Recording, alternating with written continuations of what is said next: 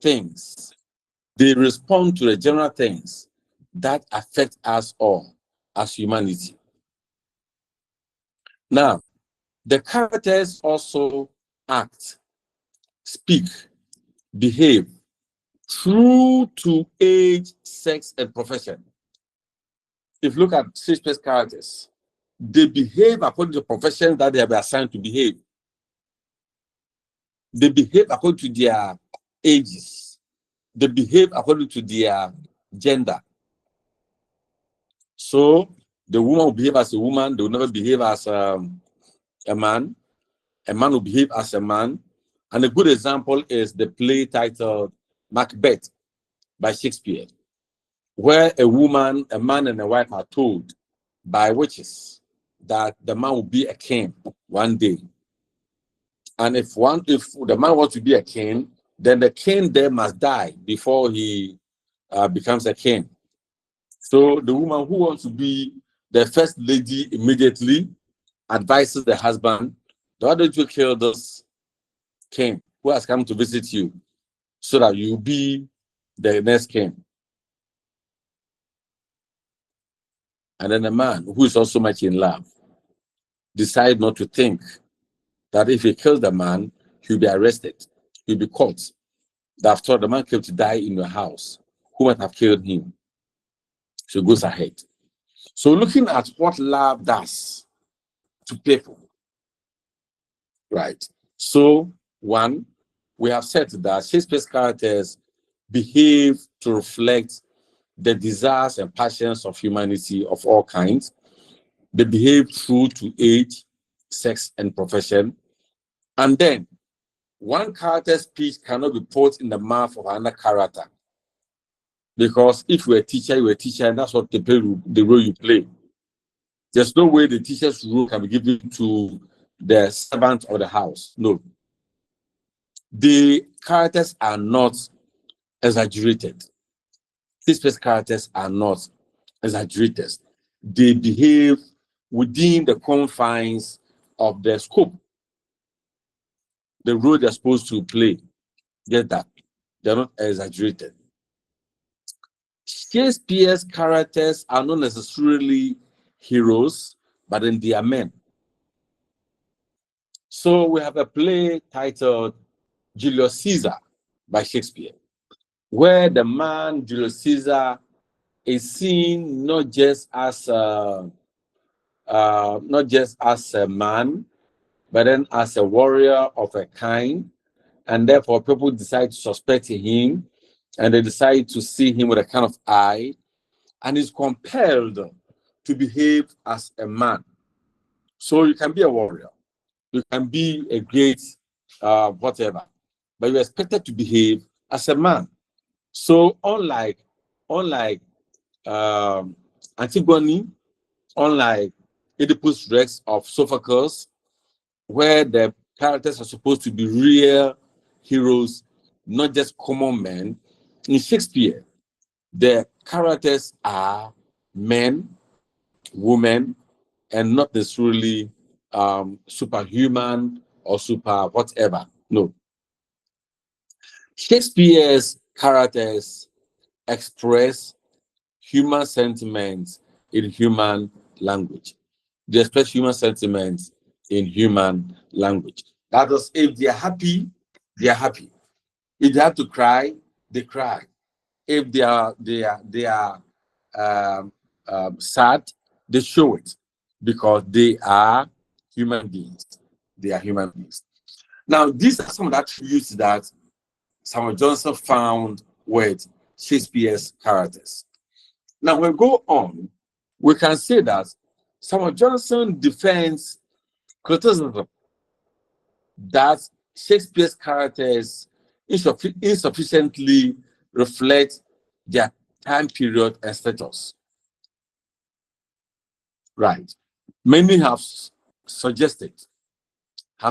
that Shakespeare characters, because they were composed or created in the 17th century, their characters reflect 17th century, the period of 17th century, the status of 17th century. But he said that no, Shakespeare always makes his characters reflect nature. They reflect nature. And Shakespeare keeps the characters that are relevant for specific natural occurrence. Let me take it again. That Shakespeare always makes his characters reflect nature.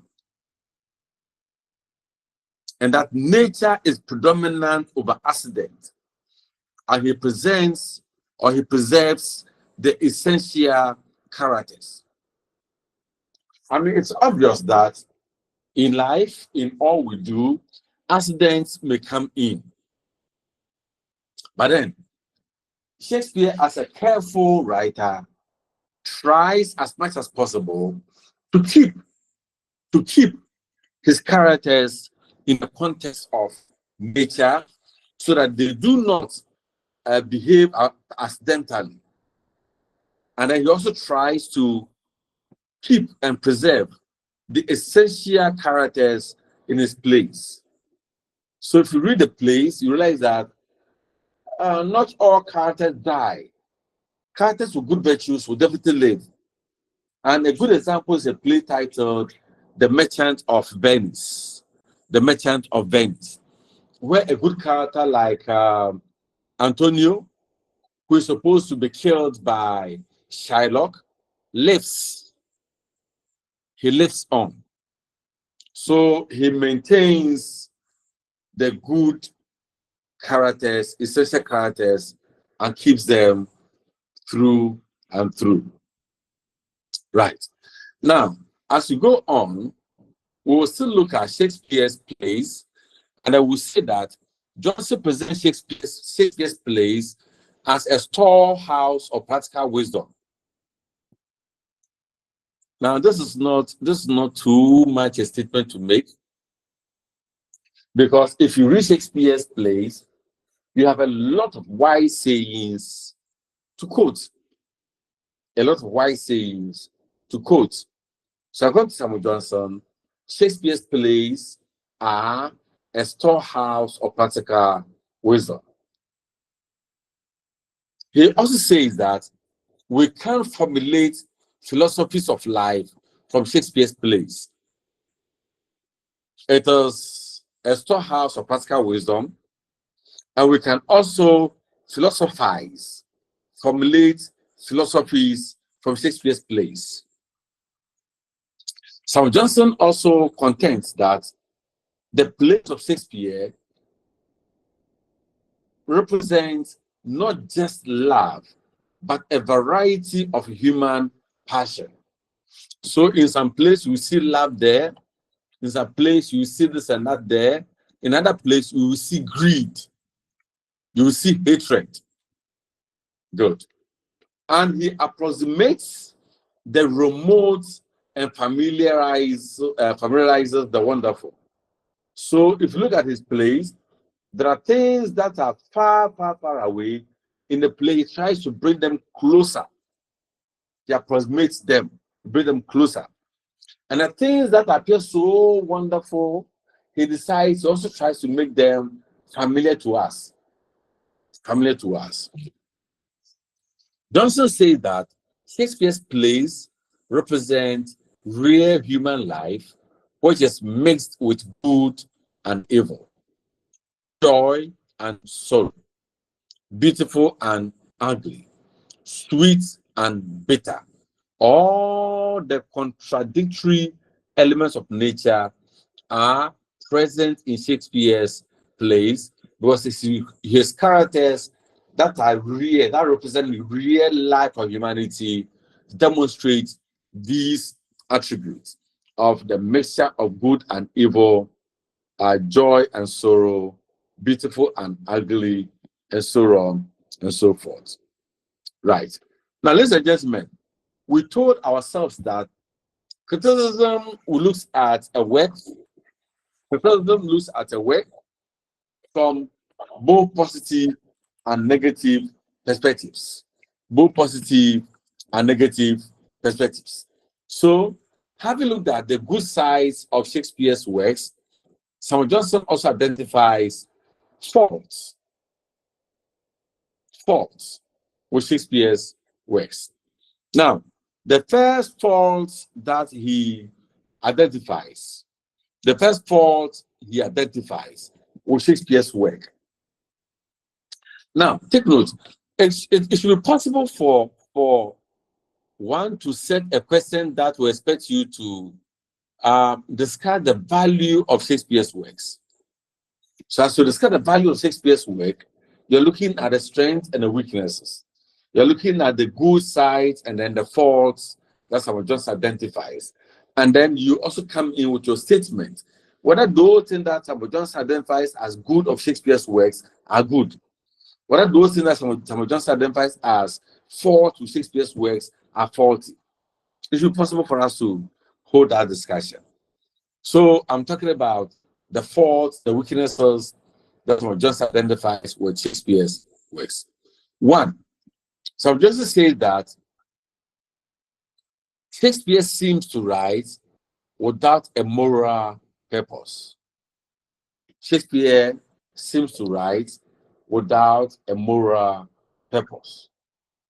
Who understands this one? Who can explain this one? That Shakespeare seems to write without any moral purpose. What do you think that could mean?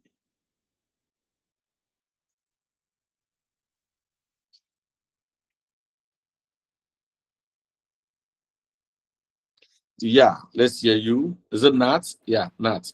Yeah. Yes, Prof. So my understanding is that Shakespeare writes without having any personal moral standards that guides him in his writing. That is how I understand that point or that statement. He hasn't got personal moral standards that guide him in his writing. For instance, someone may have a personal moral standard that has to do with I don't like maybe I like the sanctity of marriage. Okay, so that means I wouldn't go after other men's wives or maybe go womanizing. So if you study the person's writings will be geared towards his or her personal moral principles. But for Shakespeare, he just writes more universal. He just picks anything at all that comes. He doesn't really relate it to his personal moral values. He just goes ahead and just writes as he wants it presented, not in his eyes, not from his perspective in terms of morality. But I mean, let me just present it the way it should be presented. That is how I understand it. Yeah, thank you so much. Any other?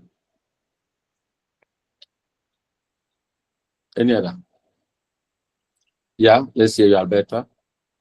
Okay, so I would say that his main focus is not to teach moral lessons, but he just writes his thoughts out.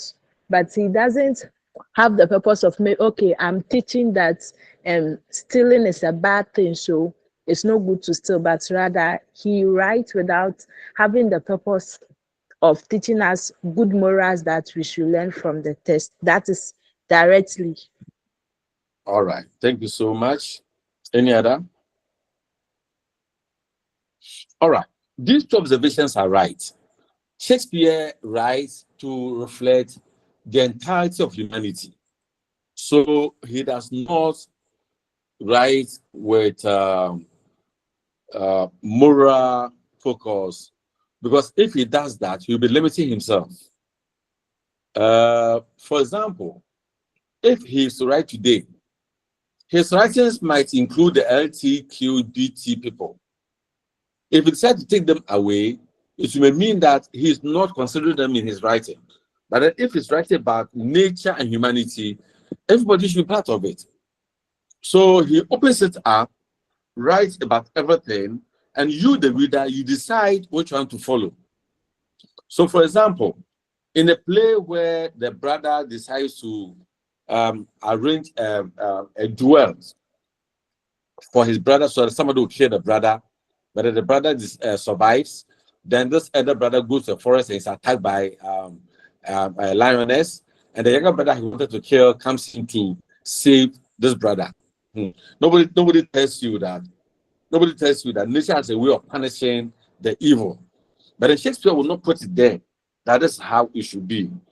I've told you that when we our last meeting, when we were doing contemporary African writers, I mentioned to you that most writers will have what you call the authorial voice, where the writer will put his words in the mouth of a particular character.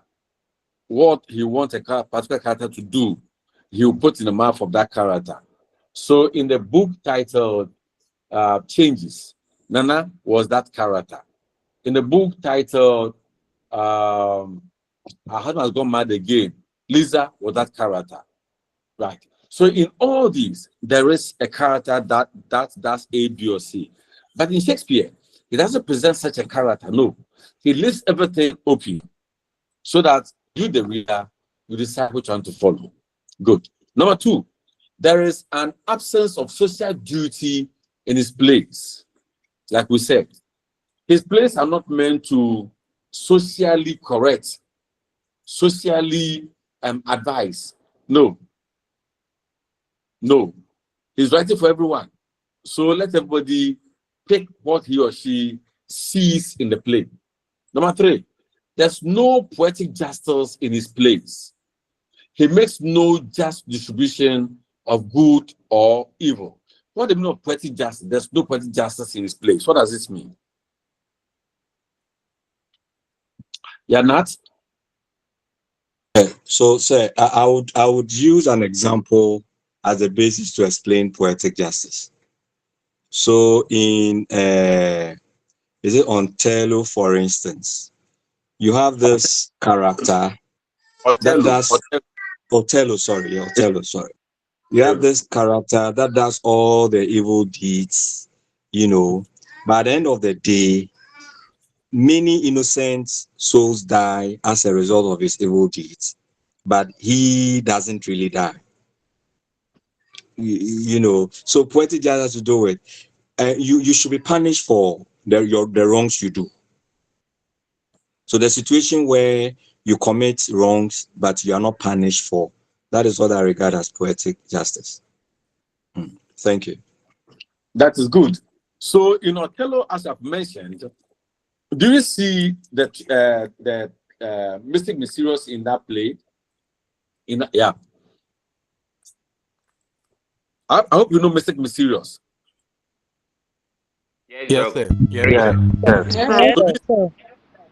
That goes out and commit all kind of atrocities, yet he's not caught, he's not punished. Just like the Tristan character in the African oral literature. The Tristan character in African oral literature. So there's no poetic justice. Where there's retribution for good or evil, he doesn't. But is that true? Is that true? I don't think that is true. Because if you look at some of his plays, those who committed evil were punished. For example, when they went to the forest, in Arden Forest, in a play titled As You Like It, at least the lioness that attacked, is it Orlando or Oliver? The lioness that attacked Oliver was enough punishment for Oliver's evil doings. And the fact that Orlando comes in to save Oliver is enough to say that yes, the good will be judged good. The issues of love in the forest had nothing to do with Oliver, but the concentration was on Orlando. So if you delve into the plays, you will see some elements of poetic justice. The play I mentioned, if you have time, you can read it. Merchant of Venice. In Merchant of Venice, we saw Shylock, who is a wicked person, desiring to kill a good man, Antonio. But then through divine manipulations, a lawyer comes in to defend Antonio, and Sherlock loses everything. So I think that to some degree, there's the presence of poetic justice in the play. So you may want to look at it and then examine it. Number 4, good and bad actions operate by chance in Shakespeare's plays. Good and bad actions operate by chance. They come accidentally in Shakespeare's plays. Number 5, a writer's duty is to make the world better. Hence, Shakespeare's absence of poetic justice does not follow the writer's duty. Is that true? So these are some of the things that we will want to raise criticisms against. Number 6, Shakespeare's plots, according to Johnson, is loose. Is that true? Don't forget that when we're talking about Aristotle, we mentioned 2 types of plots. We mentioned complex plots and then a simple plot.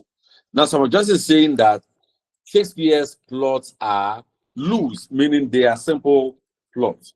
Is that what you see? The next one says the tragedies in Shakespeare plays are forced or improbable. Improbable means that they cannot be believed. They cannot be believed. But is that true? You have read the play titled Othello, which is a tragedy.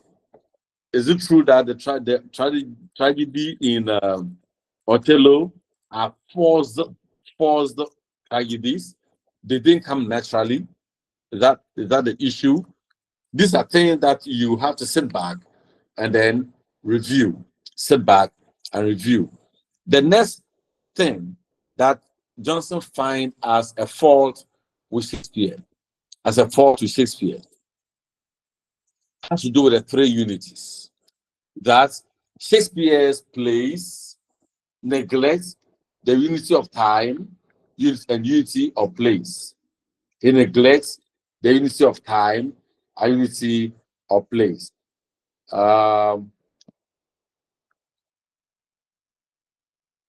Yeah, that one we all support it because Shakespeare's plays transcended beyond 24 hours. Shakespeare's plays didn't take place at one place. Sometimes to start in one country and end in another country. Yeah. So to Samuel Johnson, these are some of the faults with Shakespeare's plays. Now let's conclude. If we are concluding, then we will say that 1, Samuel Johnson's essay is a good example of a criticism, as it clearly focuses on Shakespeare's works and not his personality. Don't forget, we mentioned those in Eliot's paper, Tradition and Individual Talent. So this is a good example that Samuel Johnson's criticism of Shakespeare's works look at his works and not the personality of Shakespeare.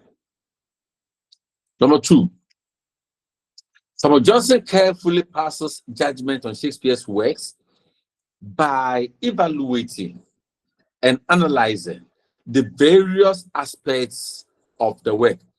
Especially, he looked at the characters. 2, he looked at the universal relevance of the plays. Then he looked at the strengths and the weaknesses of the plays. He looked at these. So he did not just look at the work as a unity and condemned it. No, but then he looked at aspects of it. So we can say that somebody is very beautiful, but the nose is not beautiful. Right? That's what Samuel Johnson does in this way. 3, he reveals the strengths and weaknesses in Shakespeare's works.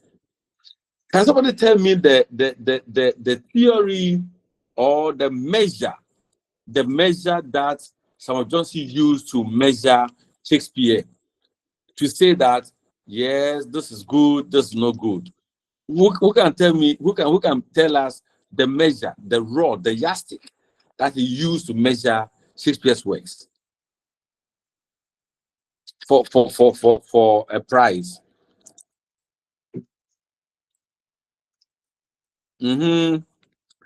All right, Rich.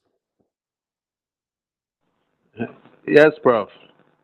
Yeah, I think he based his work on Aristotle's uh, poetics, especially the plot, and all the other elements, the characters, the thought, and the time and action, and all. He based Yeah, his beautiful. work on that. Thank you. That's exactly that. That's why we can look at some plots as loose plots. That's why we can look at the three unities. That's why we can look at the characters. That's why we can look at tragedy. Don't forget that tragedy is most important in Aristotle. So over here we have Johnson was talking about tragedies. Don't forget we said that analysis or evaluation or judgment or criticism of a work must be based on a theory. So Samuel Johnson has given us a good practical example of criticism. So he revealed the strengths and weaknesses against the theory of Aristotle poetics, and Johnson establishes the relevance of Shakespeare as a literary writer. He establishes the relevance of Shakespeare as a literary writer by one, looking at the universality of the issues, looking at the permanence of the issues, and looking at the fact that it transcends or it has stood the test of time. Has stood the test of time. So therefore, this essay highlights the issues of universalism in literary criticism. Take note of this. We'll talk about the issue of universalism in literary criticism. And as a point, we may agree that yes, universalism can be an underpinning theory of all literary works, or in some contexts, we cannot look at universalism. Good. So this is the paper titled Preface to Shakespeare, where Samuel Johnson tries to examine Shakespeare against some theories. Now, you can take these questions down for me. So the question is, in your view, or yes, in the view of Samuel Johnson, what are some of the strengths of Shakespeare's works? What are some of the strengths of Shakespeare's works?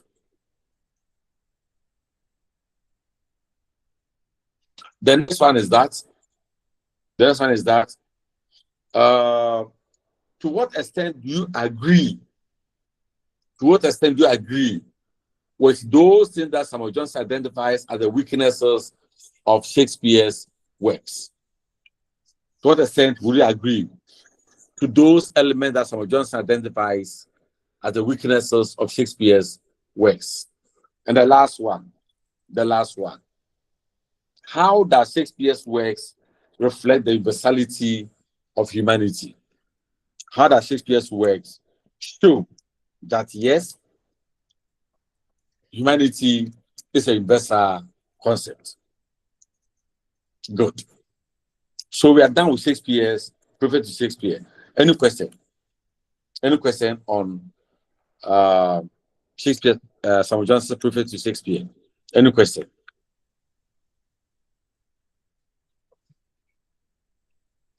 Yeah, let's hear you, Christian. Thank you, sir. Hey, thank you, Prof. That's okay. I have two questions. Mm-hmm. The first one had to do with the strength of Shakespeare's work in relation to his characters. You said that Johnson identified the reason behind Shakespeare's character success, as he dealt with three things: permanence, universal, and stand the test of time. For the permanent and then stand the test of time. Are they not the same thing? Thank you. Okay. Thank you. That's a very good observation. Thank you. And then the second one is I agree that 6 year Johnson used Aristotle's criteria to criticize or identify 6 years faults in terms of the unities and the rest. But when it comes to his strengths, the strength of 6 years, I believe that Johnson himself created his own criteria and then used his own criteria that he has set to analyze the work of 6 years. Thank you. So how So- will you create your okay. So you are supposed to critique Samuel Johnson. You're supposed to critique Samuel Johnson. So if you are critiquing Samuel Johnson, then these are some of the things you will say. These are some of the observations you will say. Because the criteria used or the criterion used in identifying the weaknesses might be the same criterion used in identifying the strength. So it's not proper to use a different criterion to identify strength and then a different criterion to do the weaknesses. Yeah, that's fine. Yeah, Mark. So the second question, the first question. Yeah, the first question on the standing the test of time. The standing the test of time has to do with the artistry of Shakespeare's works, standing the test of time. Not necessarily the characters or just the themes or just this and that, but the artistry, how it is presented. So three things that define Shakespeare's works are permanence, universality, and artistry. So the artistry stands the test of time. The language Shakespeare uses is used in artistic sense all through. So the quotation as in life is like a stage. We are all players. Each one comes to play his part, and when the time is due, leaves. That's the artistry. That's what we mean by standing the test of time. Are you okay? Yes, sir. Thank you. So, Mark, your hand is up. Can we hear you? Okay. So thank you very much. Still on the characters, there was this point that I jotted here. You said once one character's speech cannot be put in the mouth of the other. So Yeah. please, can we take that to be as their roles are mutually exclusive? No.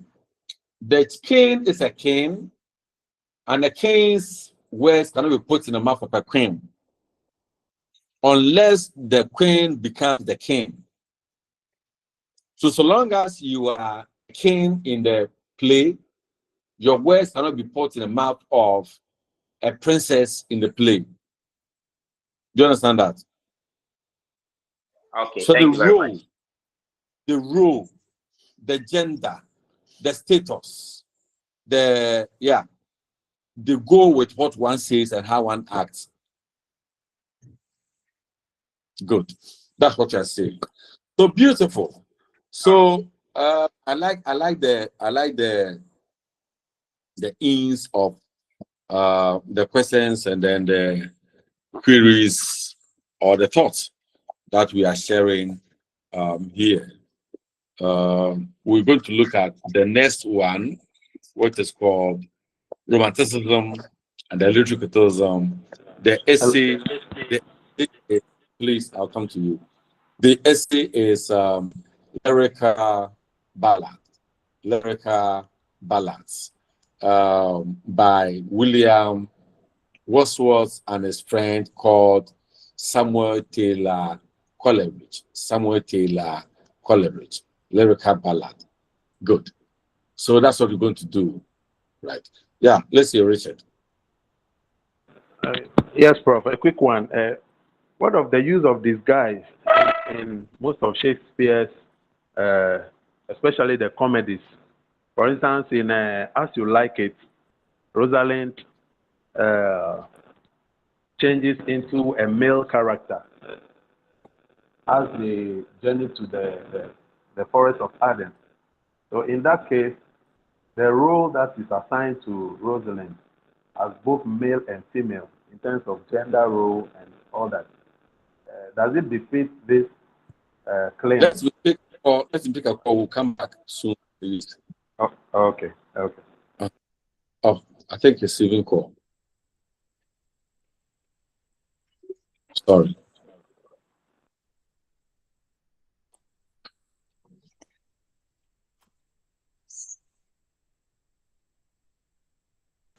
Hello, bro.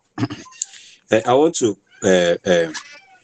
give my response to your question. I don't know how relevant it will be anyway, but you would realize that yes, during Shakespeare's time, whilst he was alive, the social system depicted how he went up, chose his characters, or how he made use of his characters in his play. So in that instance of this, guys, he had to bring that in because during his time, you couldn't get females acting the roles of females within, your play. And so he just went along with the general societal, norms that prevailed then. That is why I think he brought in the issue of disguise. You realize that those times, it's either a young boy disguising himself as a female, or an older male disguising himself as a female. This is what I can say in response to your question. Thank you. Yeah, I'm grateful. It's clear. So Please, at the I moment, want to know, okay. is it that he couldn't get females to act, or because of the male chauvinism, females were not added? They were just not part of it. Not that he couldn't get females. So if he had introduced females in his place, it would have been, in quote, repulsive to the then society. So he wouldn't have even gotten audiences coming to watch his plays, because within that era, it was not, the societal norm was said that women should be in the background. Women should not be seen, in public play acting. So that would have been something that society would never have accepted then, and no one would have really desired to come and watch his plays. And there would have been strong criticisms, very strong criticism, because of the, like you mentioned, the male chauvinism, the patriarchal system that existed, then. Thank you. Thank you. Okay, so I would like to add that I think that has the universality of his works, catered for the fact that he had to bring in male characters to act female roles, and so that his works will still be relevant today. So today, if we have to enact his plays, we'll use women, because we know that even in those days, those roles were for women. But if he had not done that kind of improvisation, then maybe the universality that we are talking about today would have been challenged. So I think that by using male characters to play those roles, he catered for the universality too. Thank you. So does that also mean that other playwrights, per what existed then in terms of the social restriction of women, would choose to stage plays that would leave out women, so that at the end of the day, this is what prevails in our society at this time. So I would rather go along it that way. I'll look at my personal views, my moral standings, what the local environment dictates to me, rather than looking at the issue of universalism. So it really makes Shakespeare someone who would say was a visionary, someone who looked more into the future than the present, because he wrote his plays to address issues not of the current generation but also of future generations as well. All right, can I go on? Yes, sir. Can I go on? Yeah. We don't know whether Shakespeare. One thing we should note is that isn't the character Shakespeare exaggerated? Did Shakespeare write all the plays we claim he wrote? No. So there are questions that we ask. So we may sometimes paint Shakespeare the way he isn't, but because his name is Hugh Shakespeare, yeah, I want to see Shakespeare. But is he really what he is? Is it not that we are magnifying him? So this idea of universalism and all those things, this idea of permanence, this idea of artistic beauty transcending time, this idea of being visionary, this idea of being whatever, are they real attributes of Shakespeare? Yeah. So let's go on. They are for another discussions. So romanticism is what we are talking about. So before we go to look at what is lyrical ballad, let's first understand what is called romanticism. Is there any idea? What do you think is romanticism?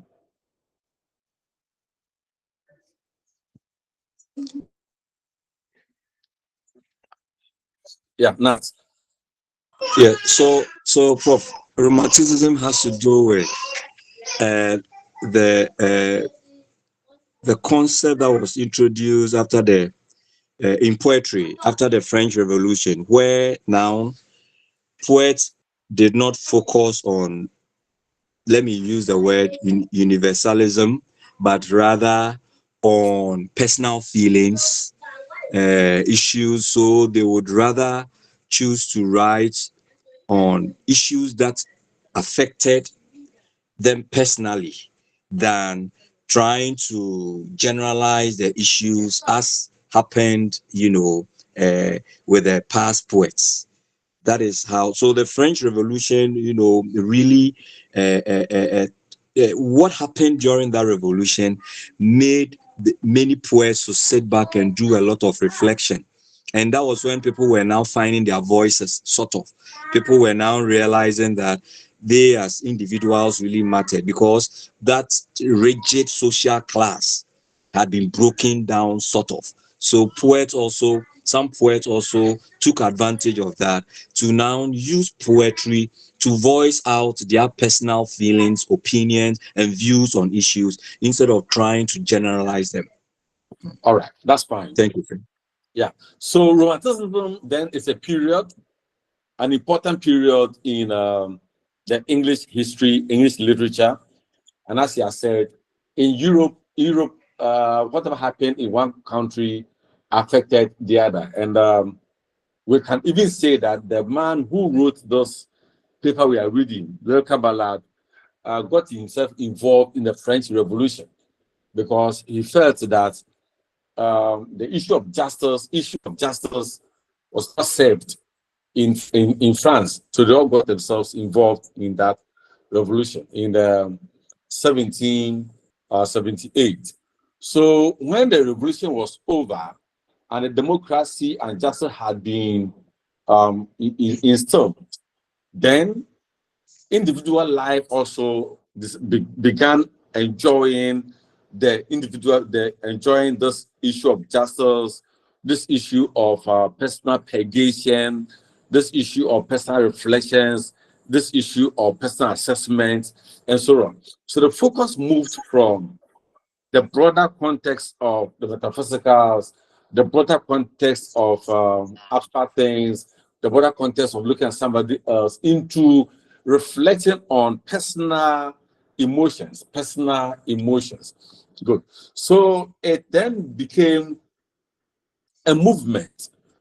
Romanticism became a movement that sought to revolt against some stereotypical behavior. This is how we do it. This is how we do it. This is how we do it. So it sought to generate a kind of freedom for all, liberty for all, equality for all. So that movement that erupted after the French Revolution is what became, it is out of which that Romanticism emerged, And Romanticism, from the perspective of Wordsworth, can be gleaned from the word romance, romantic, flirting, appreciating, enjoying nature, identifying with nature, etc., etc. So romanticism is woven around this concept of the desire for freedom, the desire for democracy, the desire for justice, and so on, and therefore breaking away from confined stereotypical diction, stereotypical content of neoclassicism, and all those things. So freedom was then traded out. So romantic period was shaped by the French Revolution. That between so from the French Revolution happened in 1778, but then the Romanticism as a movement, as a literary movement, got shaped by the Roman Revolution between 1789 and 1799. Romanticism is a literary and philosophical engagement of the 18th and 19th century, that's 1700 to 1800 century, and it's considered as a period of man's escape from the shackles of commerce and industry, shackles of commerce and industry to freedom of nature, As I mentioned, you are moving from things that are so mechanical, into things that are free. Nature is free. A period that sought to imbue humanity with that intense relationship with the natural world. Give humanity the opportunity to relate with the natural world, where people sought to appreciate. As we go to the seashore, admire the sea and the write about the sea. We'll go to the forest, look at how birds are chirping, fly here and there, and then write about it. Go to the forest or a backyard, look at how the beautiful flowers, daffodils, and the rest are, and write about it. That is the period of Romanticism, escaping from the shackles of commerce and industry, where it's all about money, work, to enjoying some moments of freedom, and then associating, identifying with nature. Good. Now, it is a reaction against industrial revolution and enlightenment. It's a reaction against industrial revolution. Industrial revolution is those rigid life. It's all about money. It's all about work, morality broken down, sense of joy broken down, everything destroyed. In fact, it is like what you have today, where every speech is about science, technology, engineering, mathematics, without thinking of art. That's the same thing that happened. Science, technology, engineering, math. The quote was STEM. And we are saying that it should not be STEM, it should be what? STEAM. Science is good, technology is good, engineering is good, but then art must come in, and the mathematics will also come in. Then we have a complete cycle. But if we just have to do STEM, as we have now, people will misbehave and things will go bad. as we have now. Today, as a headmaster can sleep with a school girl in his office without caring, because the art is not there. That sense of morality is out, right? Today, a teacher cannot punish a pupil, a student, and parents will rush to misbehave, right? So it was a reaction against the Industrial Revolution and Enlightenment, and it enables man to appreciate nature than appreciating industry and materialism. Man appreciating nature instead of appreciating industry and materialism. Those of you who have no sense of enjoyment, no sense of fun, all you need is money, business, material things. You belong to the period of industrialization and then enlightenment. You belong to that period. Good. So romanticism is characterized by a number of things. One, you can write them down. Romanticism is characterized by one, emotions. Two, appreciation of nature or deifying nature or deification of nature. Three,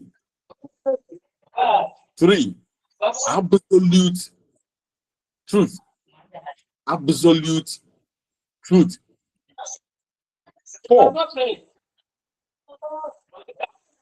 with a Mary keep quiet, mute yourself.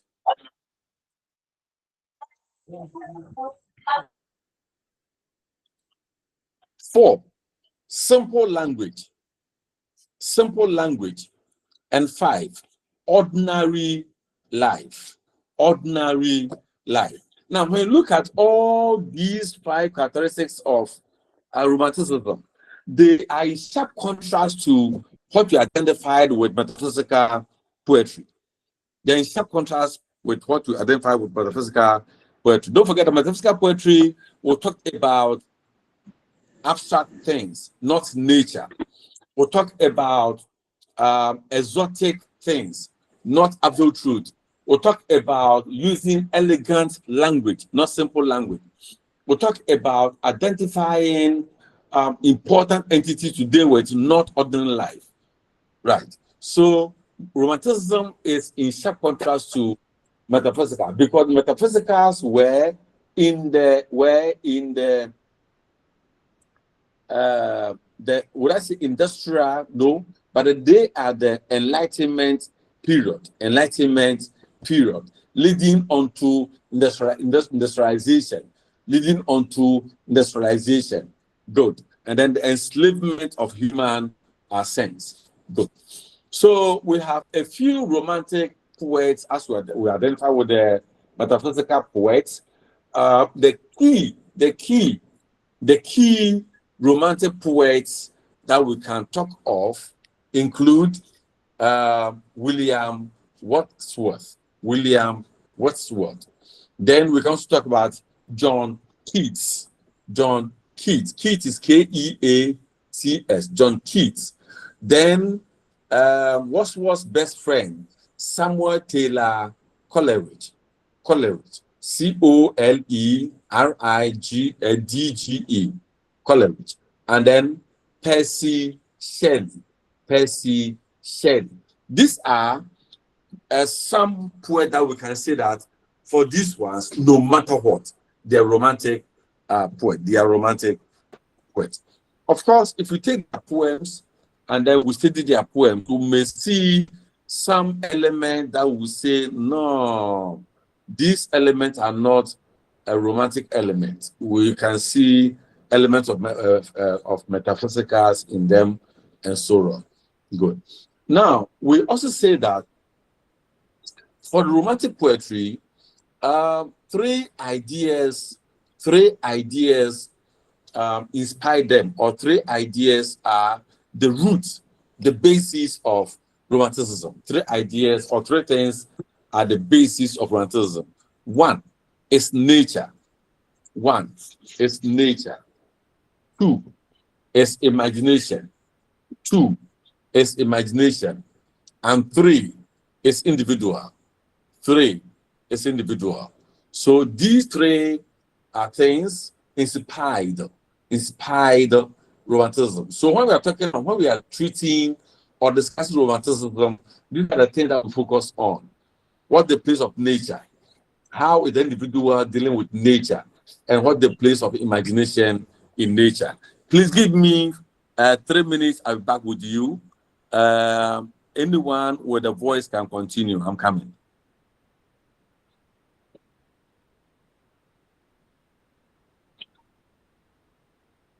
Okay.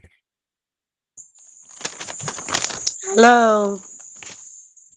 Hi. Please, as Sir is not in, can you please help some of us with the questions that he gave us? I didn't get it clearly. He gave us some 3 questions in the previous one that we did They about are in the Samuel slides. Johnson. They are in the slides. If we have them, they are in the slides. Okay.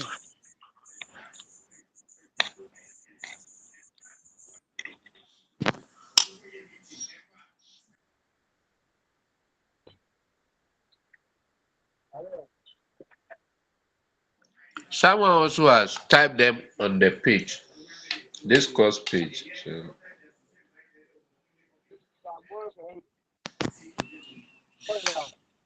Okay. Yes. As we wait, can someone kindly explain to me the issue of permanence in connection with Shakespeare? I didn't get that. I think I.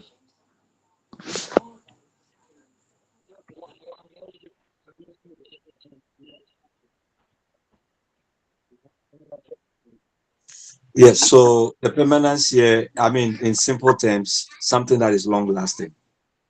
So you can see that his plays have transcended, virtually, all the times. It's gone through all the centuries, but it's still relevant. That is the important thing here. It's relevance throughout, generations, throughout a period of time. I mean, by now, it should have been something that people there wouldn't be that much interest in, but it's still being studied all over the world in universities, even universities that are not English, you know, bias. They still would want to study Shakespeare. His plays, his writings have even been translated into other what do you call it languages. They are they are a storehouse now that people would want to refer to and all that. That is how I understand by the permanence. Thank you. Okay. I thought that's rather was the standing the test of time.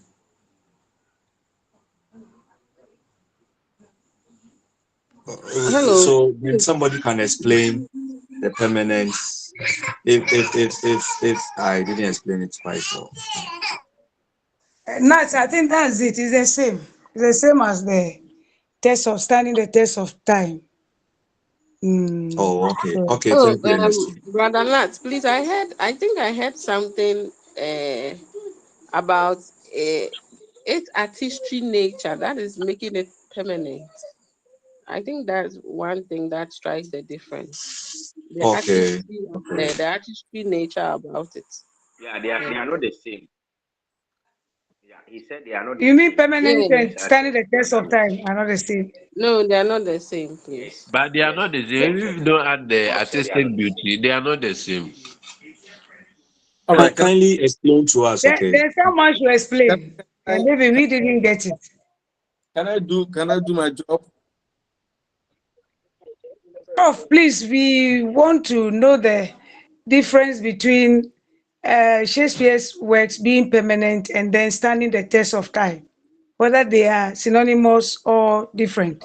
We have gone past that one. That's why at the point I said we are moving to another one. Do you have any question to ask? Nobody asked. You Please, are we are fortunate. sorry. Somebody talk about it. So can I do my job? Right. So we talked of romanticism as inspired by three ideas: nature, imagination, and the individual. So romantics move beyond what you call individualism and focus on subjective emotions against reason and intellect. If you read any of the romantic poems, they are not like the metaphysicals who would want to dwell on intellect, show intellectual prowess, show intellectual depth, and so on, into looking at just emotions, just emotions, right? So you, the individual, we are not interested in you. We're interested in the emotion that you bring out, the emotion that you bring out. It's not about the reasoning. It's not about the reasoning. It's about how you feel that you're supposed to pour out. Now, romantics, they also prioritize spontaneity over order. Spontaneity over order. Now, as we go on, we will mention how Wordsworth or the Romantic define what is called poetry. How they define what is called poetry. And they'll tell you that it's a spontaneous overflow of powerful feelings, spontaneous overflow of powerful feelings collected in tranquility. Right. So for romantics, it is spontaneity over order. Spontaneity means that as it comes, you pour it. As it comes, you pour it. It's not about sitting down to write and then making corrections and then going over. No. As a feeling comes and then you pour it. Spontaneous overflow or powerful feelings. Romantics reject the emphasis on reason and retreat from the neoclassical norm of writing. They reject the overconcentration on reason, on intellect. I don't know. We may want to critique some of these things, but the issue is that can there be feelings without reason? I'm tempted to ask questions. Feelings without reason. Why do you kiss somebody? Why do you kiss somebody in the process of romance? Can somebody tell us what is the reason behind kissing? What does it mean? Any sense?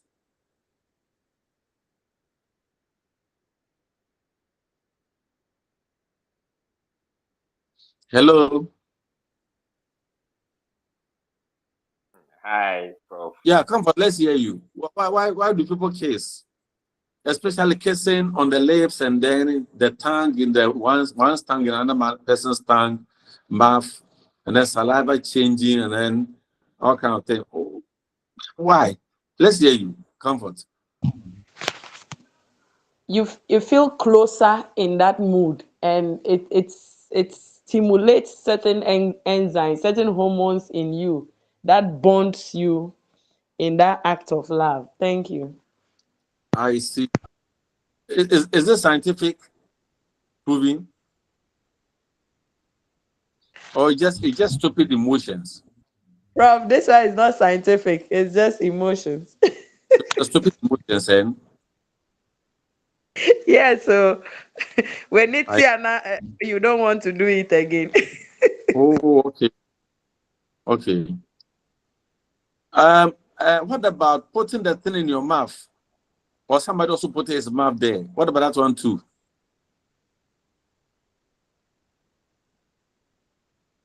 Can we hear you, gentlemen?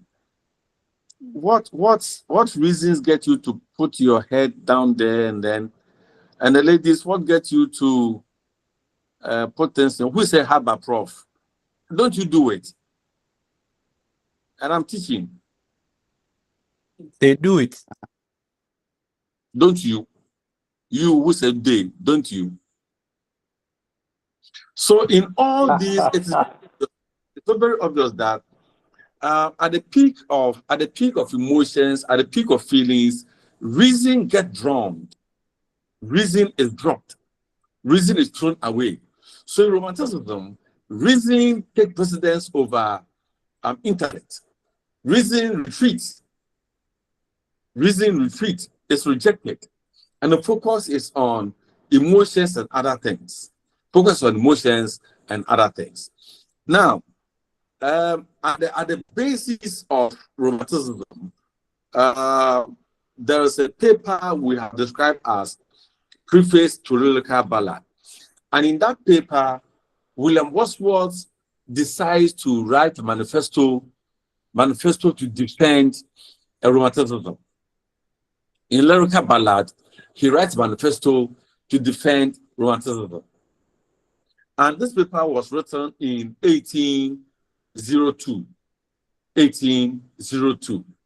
It is a text of literary criticism. And as I mentioned earlier, it's considered as the manifesto of romanticism. The paper deals with, one, the content of poetry. What should go into poetry? Don't forget, metaphysical said that be abstract. Two, how is poetry created? Metaphysical say that be argumentative. This one they say, how is poetry created? Number three, what the language of poetry? Metaphysical says that let the language be exotic. For them, what the language of poetry? Four, what the features of the poet? Metaphysical will tell you the features of the poet. What about the romantics in the lyrical ballad? What are the features of the poet? And five, how is poetry defined? How is poetry defined? That's the definition of poetry. Now, according to the romantics, the content of poetry, the poet chooses to relate and to describe incidents and situations from common life. In romanticism, the poet must choose and relate and describe incidents and situations from common life. There's a poem titled The Solitary Reaper. Solitary Reaper. You can write it down and then look for it. Solitary Reaper. Or a slumber did my spirit seal. A slumber, S-L-U-M-B-E-R. A slumber did my spirit seal. If you look at these two poems, as I've mentioned, they are poems about common people, common life, rural life, village life. So, for the romantics, describe incidents, describe situations, relate incidents, relate situations that are common life, that are of common life. Now, they also believe that everything expressed implies the use of imagination. Everything expressed in the content of poetry, of a poem, must use imagination. Must use imagination. Three, interest is added by tracing events and situations in the way people associate with ideas in a state of excitement. When we are in a state of excitement, we have ways of associating with ideas. You have ways of associating with things. In a state of excitement, we don't go too sensible. We don't. In the state of excitement, we'll try to be loose with views, with ideas, with thoughts, and so on.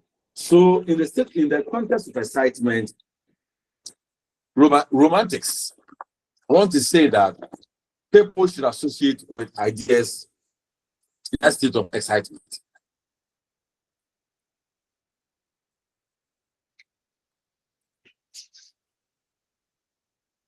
Right.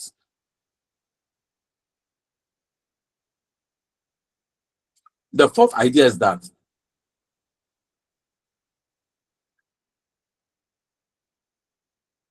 Romantics do not deal with high-level personalities or high-level ideas, but they deal with the low-level personalities and then rustic or rural life.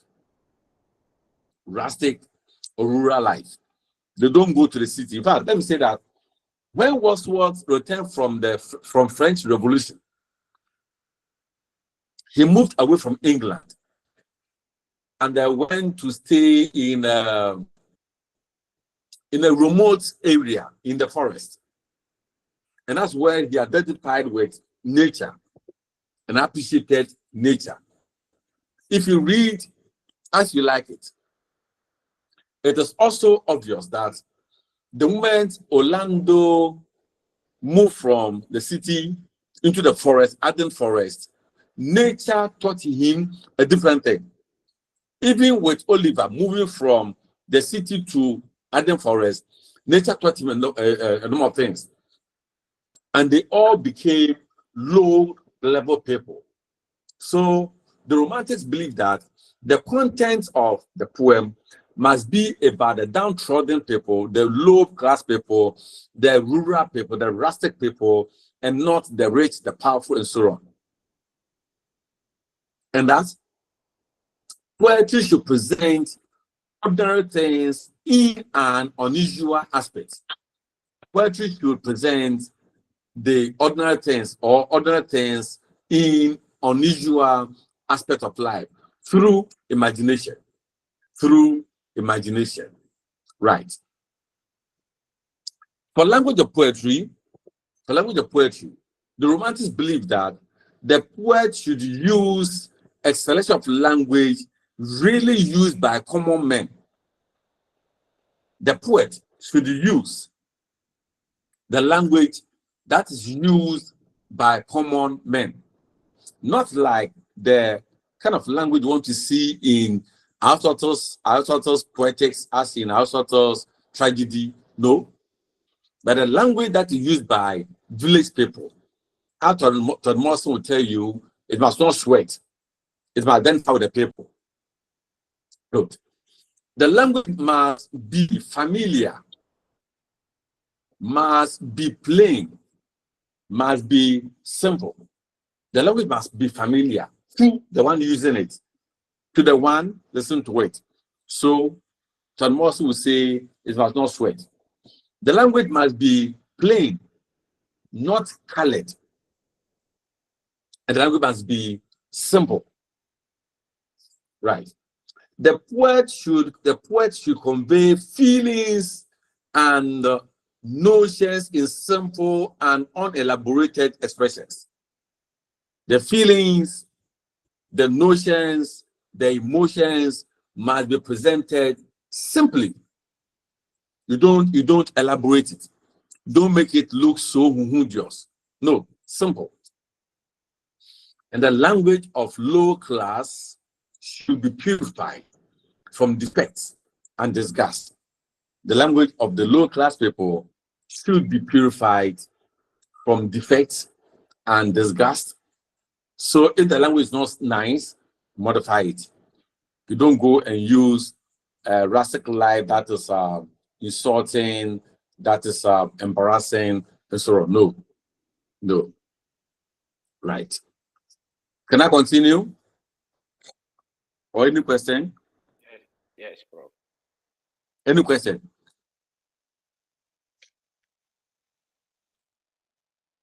Yeah, let's hear you. Thank you, Prof. Prof, please, from what that you said about the romanticism poem, doesn't mean it's only the poor or the people who have the rustic, simple life that, in the general sense, express love or that feel the fantasy of love. Why am I saying this? I'm relating it to the present day, where there are instances, assuming you're in a relationship, when things are not going well. Let's say, for example, for the man, He is the most caring, understanding all around you, and you think, oh, this is a wow. But when life begins to change, riches and wealth begin to set in. And you don't know what happened, but there's a change in attitude and how romantic the individual used to be. So I'm just casting my mind across this. That is that the situation that this theory is trying to affirm, or is that the origination of what we are seeing in present day? Thank you. What about women? When the woman Well, becomes let me make when rich, a woman becomes yeah. rich, so what happens to her also? Well, they also become bossy, all occupied. That sense of romance, that lovely feeling seems to gradually diminish, and at times it eventually goes off. So I think I will correct myself by making it to be general. Thank you. Thank you. Any other question?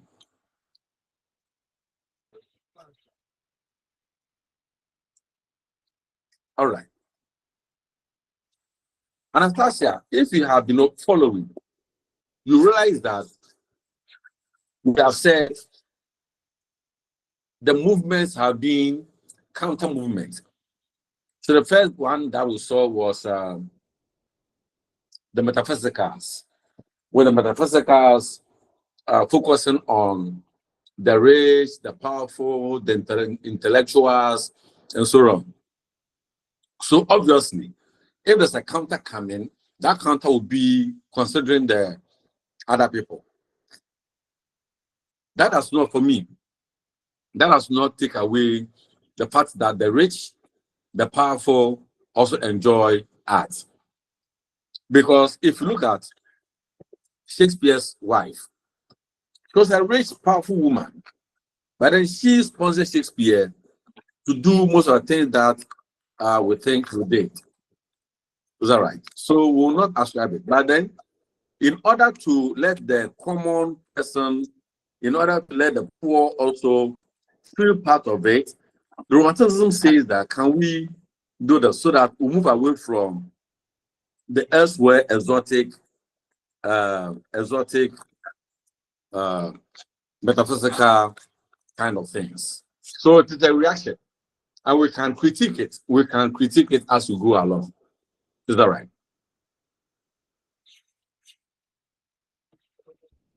Right. So the next point you're looking at is the features of the poet.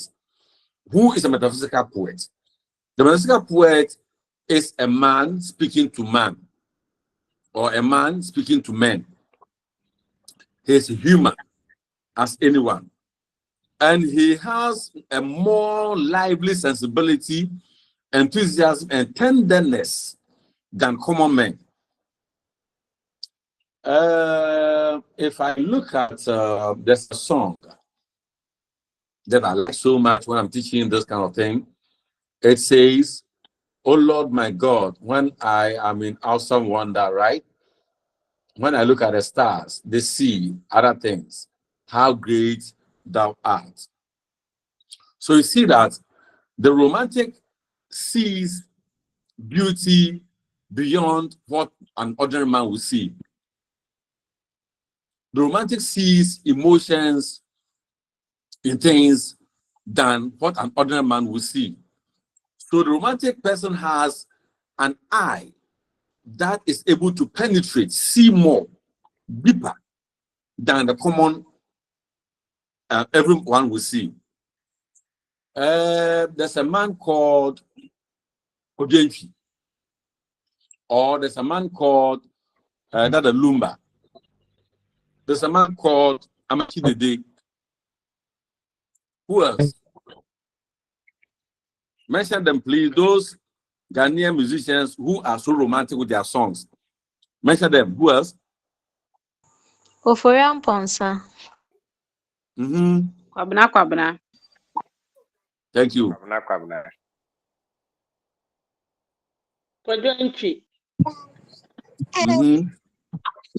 Akwabua Junior. Now let's even go to Kobra Kwabena. The things that Kobra Kwabena says in her song, which are the songs? We all know it. Most of you even do it. Me, I'm a Roman father, so I don't do such things. So, but when he sings those things, we all feel a kind of feelings. To the point that the romantic poet must have a more lively sensibility to be able to create a more lively enthusiasm and a sense of tenderness than the common man. He has got a greater knowledge of human nature and a more comprehensive soul. The romantic poet must be able to understand the human nature, but be able to know the human nature and then contemplate passion in the universe. So he creates passion where he does not find them. He creates emotions where he does not find them. He creates that sensibility where there seems to be nothing of the sort. That's a romantic poet. Don't be surprised if you are called upon to compare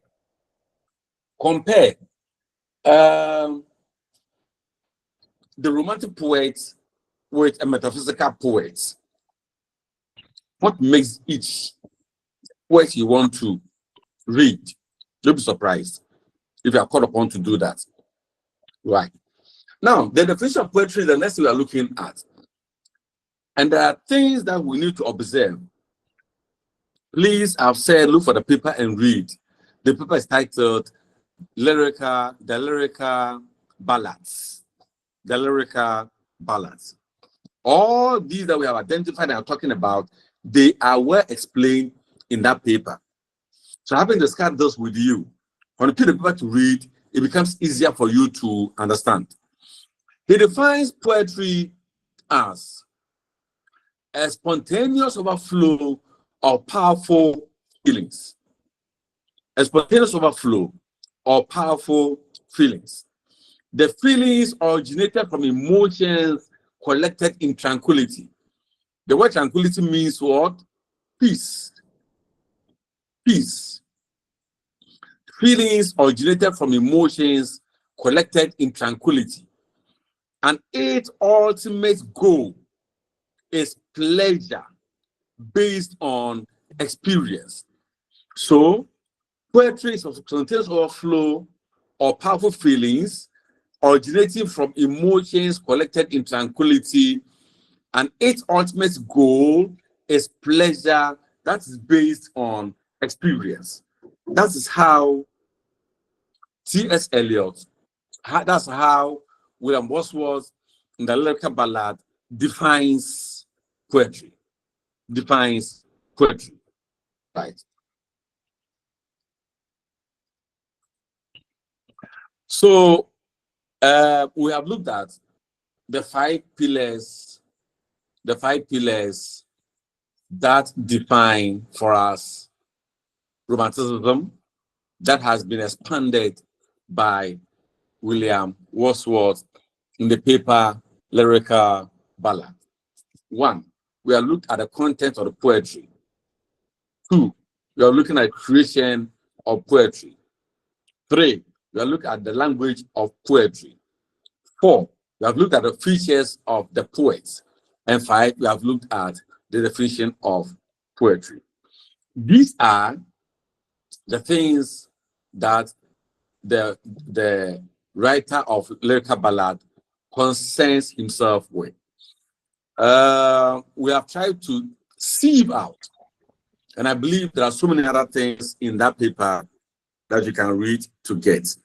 So we will end here, and then maybe we can look at the characteristics of romantic poetry and the romantic period, as I talked about. We have looked at what makes Wordsworth Lyrical Ballad and literary criticism.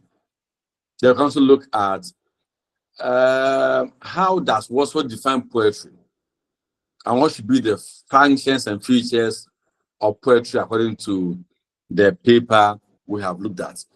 Please, my questions are likely to come from the things I say and the things I ask you to read on and the blah, and so on. So please don't take them for granted. I beg you. Good. Any question up to this point?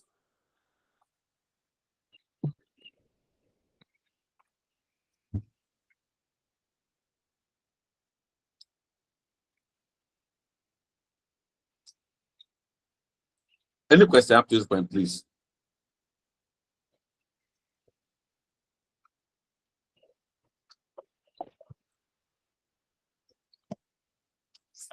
Right. If there are no questions, they'll continue tomorrow. And we'll look at feminism. We will look at feminism tomorrow. So read around it, and then we'll have a discussion. Thank you so much. Today we have been a bit late. Yeah, 7. That's fine. That's fine. Good. Good night. Good night. Good night. Thank you, and same to you. Night. Thanks for your And time. same to you. Thank Yeah, you. good night. Thank you. Good night. Connie. Richie.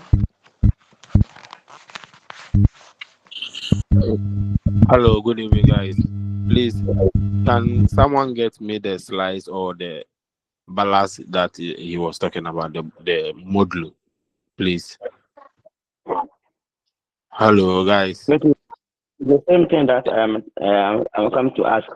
So please, if any of you can give me the slide or the balance. Or the module.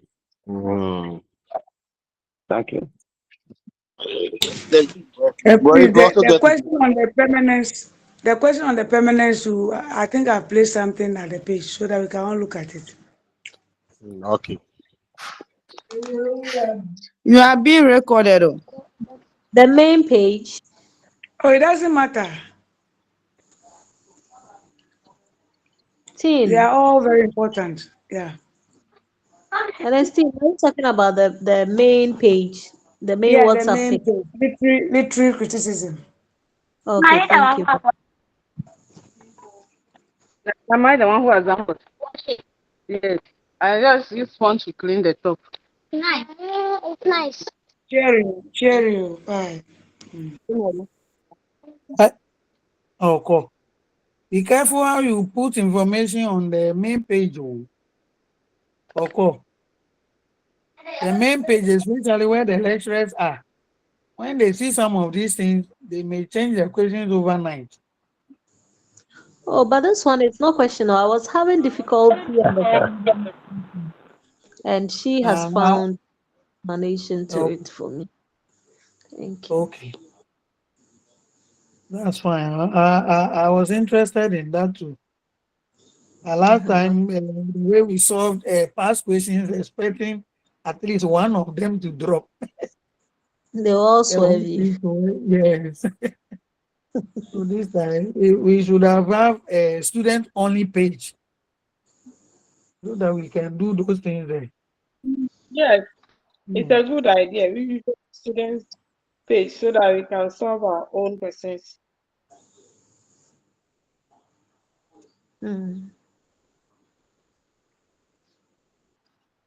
But Madam Ernestine's findings are saying that permanence and understanding the test of time are the same. But Doc said they are not. It's kind of confusing. The explanation he was giving means there was something about it that makes them unique. So I got it that the permanence was the bigger heading. The permanence was the bigger heading, under which we have this test of time, universal, and those things. It being universal. Where did I write?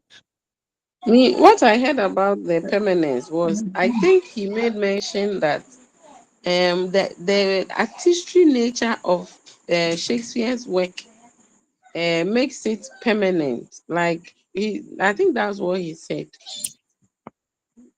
But Okay. if you look at this right up to, so the artistry just brings the distinction.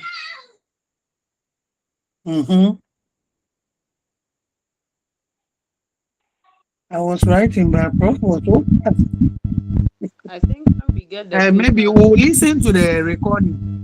We'll get it from the recording. yes, you are right. Because he did not want to go back to take the recording. We'll get it. Good night. Now, good night. I had water yesterday. God bless you. You had your share. Oh, it didn't rain, but Bless God. Okay, then next time I'll send it earlier. Amen. All the best.